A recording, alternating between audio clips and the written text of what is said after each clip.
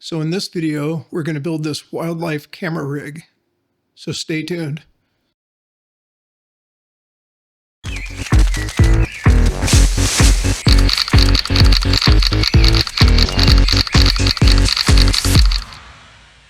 Hey, welcome to Bird Paparazzi, where we photograph wildlife. Well, mostly birds. So in this video, I'll be walking you through my simple custom camera build specifically aimed at wildlife videography. So the gear we'll be using in this build are going to be the Canon R5 II and the RF 600mm prime lens. So I've been using this combination for a while now, and it's proven to be very powerful in capturing stills of wildlife. So I've decided to build this video rig because I've been wanting to get into wildlife videography for a while. So I'm going to start out with a minimalistic kit that's going to have some parts that we'll cover here in a little bit. Now this is our very first video and we're still learning as we go, so please be kind in the comments. Okay, so let's dive in and look at the parts we're going to use to build this video-centric camera for wildlife. So here's some of the parts that I bought for this camera rig, and as you can see, the brand name I went with is SmallRig on the connectors. Got a Condor blue HDMI to HDMI cable. There's a windscreen, comes from a company named U-Shares. So I also purchased this Rode shock mount for my shotgun microphone. And this right here is the Rode mount that it came with. It's got an adjustable tightening lever here, a threaded bottom. Okay, so now we'll take a look at each one of these items individually. Okay, so the first item up is this U-Shares windscreen. It's got some pretty good material on the outside of it, nice and tough, the hairs don't come out. It's got a nice rubber back on it right here. It feels like good quality, and it has a more of a coarse insert on the inside that's not the same material here, obviously, and it feels like it'll really hold that microphone in place really well. So the next item here is the Rode shock mount. Pretty common one that comes with Rode microphones. Has the nice flexible shock mount. I've mounted them to the far outsides because I'm going to be using a little bit longer microphone in this one. So it also came with this paper that shows a diagram on different mounting options that you can do with the shotgun microphones. The next item up is the Condor blue HDMI to HDMI cable. I chose this flexible one because I didn't know exactly what length I needed. The spring look doesn't bother me at all. It has these little rubber pieces here so that this doesn't appear like it'll bend and break free. So overall, that looks like a pretty good quality product there. Okay, so the next item is the SmallRig mini cold shoe. So this mini cold shoe basically has the cold shoe portion on the bottom and a screw on the top, and that's going to fit right here into this Zoom F3 that I'm going to use on this camera rig, and you just basically turn the little knob on the bottom, and I'll be mounting it sideways like this. When it's mounted to the hot shoe and I need to adjust it, this will bend and adjust depending on where I need the F3 to be for the cables. Okay, the next item is a Rosette Magic Arm. It's the 7-inch. Okay, so basically the way this works is you loosen this adjustment knob on the side, and once this is loose, then you can also move these ball heads in here, and then you can turn this around this way and articulate it how you want to. You can have this, and you can kind of see how this bends around, and you can also turn these if needed, and that's kind of how that works. And this thing's made out of some really good steel. It feels really sturdy, very high quality. Okay, so the next item is the Black Mamba cage kit. This is for the Canon R5 Mark II. Take these parts out of here. Comes with a screen protector. Okay, so we have the SmallRig cage here, and the reason I went with this one is it has a contoured edge here that goes around where the shutter button is right here. So when I'm doing photography, I can hold it like this and it won't get in the way. One of the other cages that I looked at had a bar that came across here that got in the way of all of the buttons and knobs up on the top there. So I went ahead and went with this one. This feels like really good quality steel as well. Got the mounting screw on the bottom, the little key to unlock the locks on the side here. It also came with the screen protector. We also have a cable organizer, and we have the top handle. This is just the standard top handle. It feels like really good quality. Then it has this mounting bolt right here, and you can see that it has the locating pins on it right there, and you just screw it right into the top there. Next thing I'm going to show you is the microphone. So here's the shotgun microphone I'm going to use. It's the Synco Mic D2. I've had this microphone for a little while. It's a very good quality microphone made of steel construction. This is the XLR cable it came with. They have steel ends and it feels like great quality. I use the Synco mic in combination with my Zoom F3 and it sounds pretty incredible to me. So I decided to purchase this after I watched a review by Booth Junkie and one by Tom Antos on YouTube, where they both compared it to the Sennheiser MKH416. Now I know the Sennheiser MKH416 is obviously the tried and true choice of microphone, but this Synco Mic D2 fit into my budget and I'm very happy with the sound it produces. And it also came with this windscreen and a nice carrying case. So overall, I'm very happy with this purchase. Now let's go attach all these new items to the wildlife camera. Wait a minute, almost forgot the monitor. Okay, so the monitor I'm going to go with here is the Atomos Ninja. Some people doing the camera builds might be cringing at my choices. I'm not a professional at any of this stuff. I just went with some really good rated items. So let's remove this from the box. I'm kind of excited about this purchase. I've never owned a monitor before, and this thing is a beauty. Most people are familiar with these now that know anything about videography because these have been around for a while. This one's called the Ninja 5.2. It's supposed to have the RE false colors on it.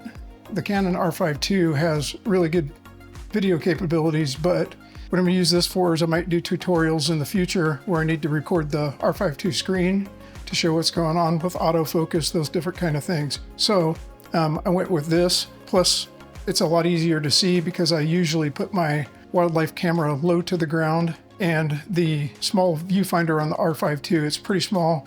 I can flip it out and stuff, but it's not very good in the sunlight or the brighter days.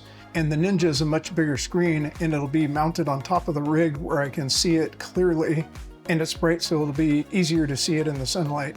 So what else comes in the box?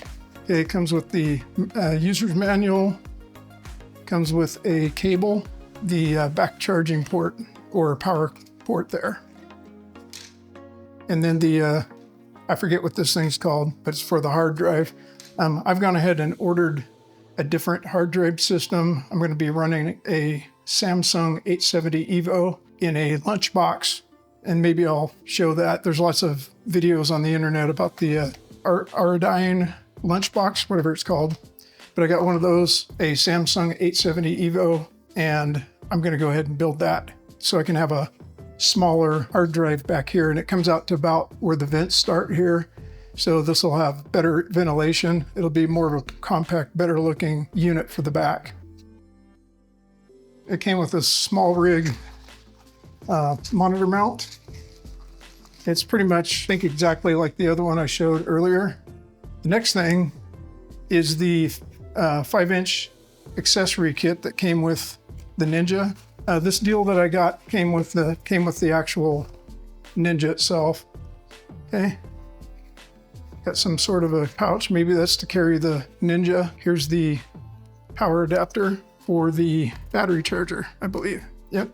And it comes with two pretty good batteries here. They're not the really big ones. I didn't want the really big ones because I'd heard that there was a possibility of, some of these screws breaking loose if it got like torqued or something like that later down the road.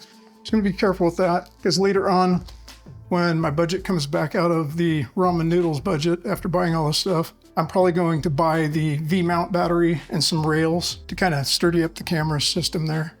So this is it, guys. Now we'll move on to the build. Okay, here we have the camera cage. It's got a locking point right here and a locking point right here. Bottom mount screw right there. And this thing has rubber padding all the way around at every point of contact that the camera is going to have. So first of all, we got to take these locks out, and it comes with a key down here at the bottom. It's magnetized onto the bottom. And so we're going to go ahead and take these out.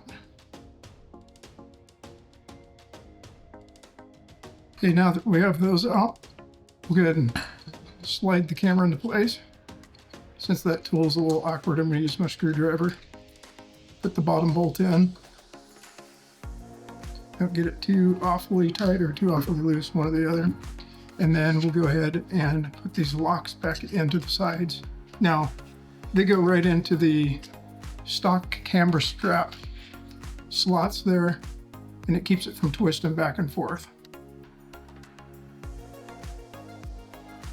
Okay, now we got them both tightened in. My dad always told me to put the tools back after he's done with them, and so I'm going to slide that back in there. And as you can see, this camera case has a contoured deal right here. I can still get to the shutter button on the front. Handle has these two locator pins right here. You can see the same thing right here on the front of this. I'm going to mount it facing in this direction so that the camera monitor can go right up here.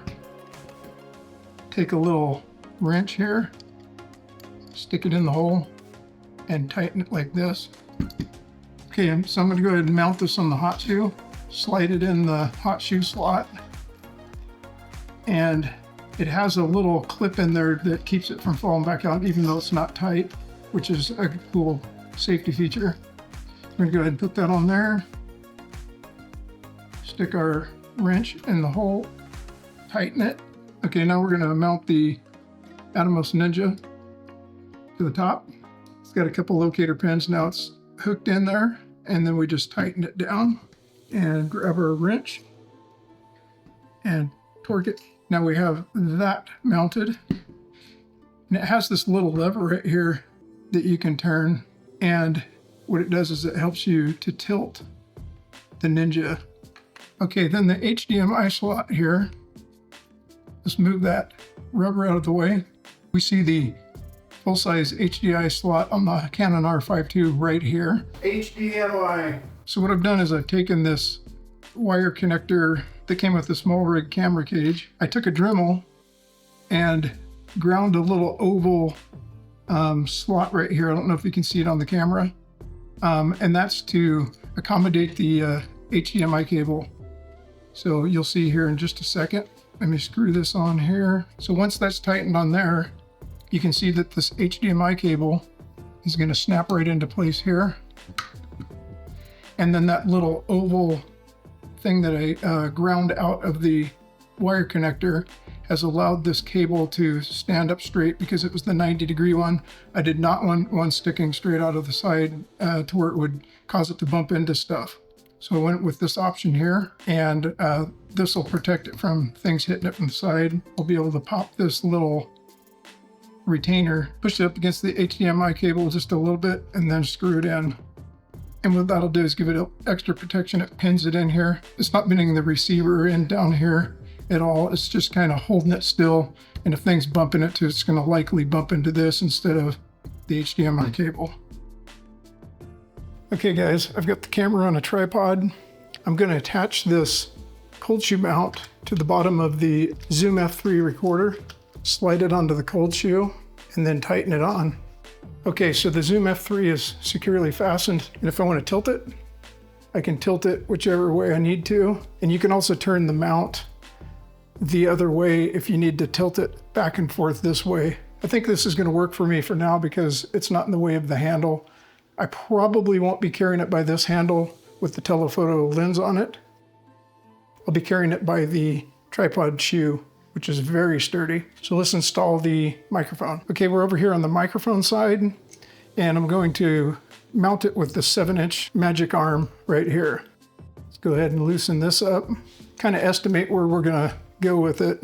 Okay, so this does have these locator pins here. So we're gonna put it down here on the bottom where the locator pins are, and we'll screw this on. Okay, and we're gonna put it right up about here somewhere to keep the microphone from interfering with any of this stuff right here in the camera. So let's just get a starting point. Okay, so I've adjusted this arm to a 90-degree angle. I've got the road shock mount on the top, and the road shock mount has its own adjustment lever back here for additional adjustments on the tilt of the microphone. So then you tighten that down, tighten it in place, and then I'm going to take the XLR cable, route it through this way, and connect it into the microphone. And I'm not going to use the wire clamp right here because it's going to cause my microphone wire to bend too much, and I don't want to damage it. So I'm just going to leave it floating like that. And this is pretty much it.